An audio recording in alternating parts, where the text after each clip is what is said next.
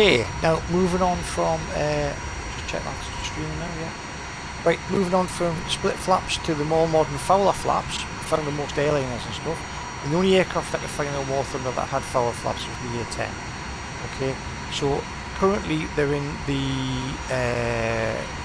takeoff position, right? And you can see that I'll show you in the landing position. So in the takeoff position, they extend out a little bit. You just see the back end of that trailing edge extending out a little bit, right? There's also some leading edge slats on the A10, which is just where the wing joins the fuselage. If I put the flaps down to landing, won't let us do until I've taken off. Just doesn't. I'll take off. I'll show you them in flight. Okay. So that's going to make the wing more curved, right? But it's also going to increase the surface area of the wing. So yeah, it curves the top surface of the wing more. It increases the surface area, and it creates a slightly higher effective angle of attack.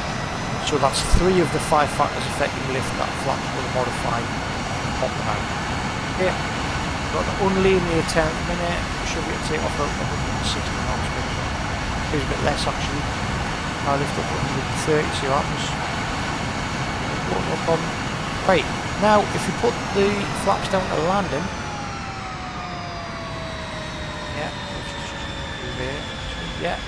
You can see that back surface of the wing, lots more curvature, right, fully extended out, very, very cambered wing. You just see that little grey section on the leading edge there. You can see that little slat that opens up on the leading edge, just where the wing joins the fuselage on the front of the wing.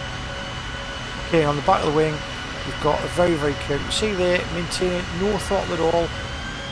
Throttle a little bit, but maintaining 100 knots airspeed without falling out of the sky, hopefully. Yeah. Right.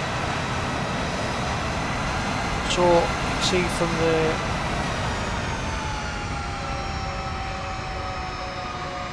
sort of very, very curved lower surface of the wing. More lift, more drag, more everything. Now the last thing I want to show you about the A10 is put the flaps up and spin it around quick. Got quite a novel airbrake design. See standard flight controls at the A10. It's got dihedral wings, which give it a lot of stability and roll. Okay, because you want a very stable gun platform. It's very manoeuvrable because it's got these big, massive, huge ailerons that pop out there. Yeah, and those ailerons do two jobs. If we look at that, so imagine we're in the cockpit and we want to dive on a target. So the pilot has noticed. We are a little anti-aircraft gun down there. See on his threat indicator, just the centre left of the console had shown up. That's locking him up with its radar. Okay, so we want to dive on that and attack that with our guns. But we don't want to increase the speed. You want to have more time to line your guns up. So if we just spin that around there, and then if we chop the power, then we deploy.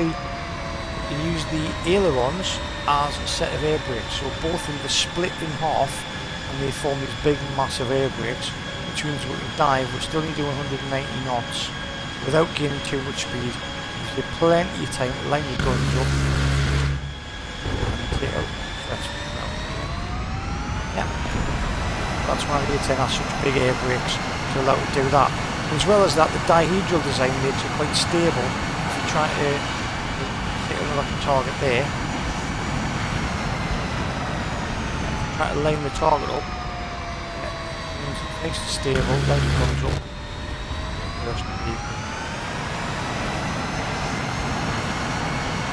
So I'd do the truck and get the receiver end of that. Okay. Finish off the stream with 1 tank left. We'll go air brakes out again.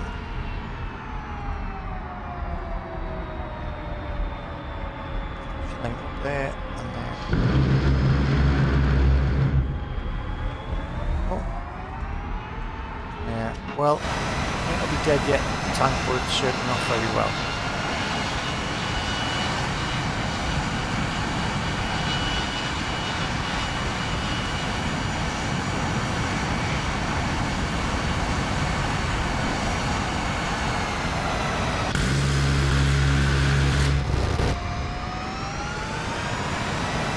Right, okay, so that's Fowler flaps for you. And A10s and things. Right, actually what we'll do is we'll show you the effect it has on speed. So if we're going to come in and land the aircraft, yeah, with the most efficient sort of flap design we have in modern. Most airliners have dihedral wings and Fowler flaps. Yeah, so if we've got time I'll make a video of that on Microsoft Flight Sim. Right, so if we chop the airspeed down there, we'll lower away our landing gear, move the runway.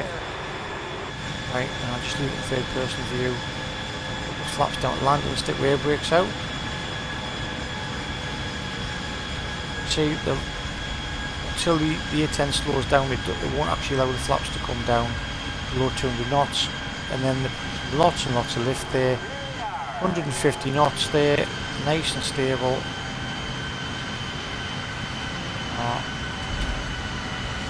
And a nice soft touchdown at just over 120 miles an hour, 120 knots.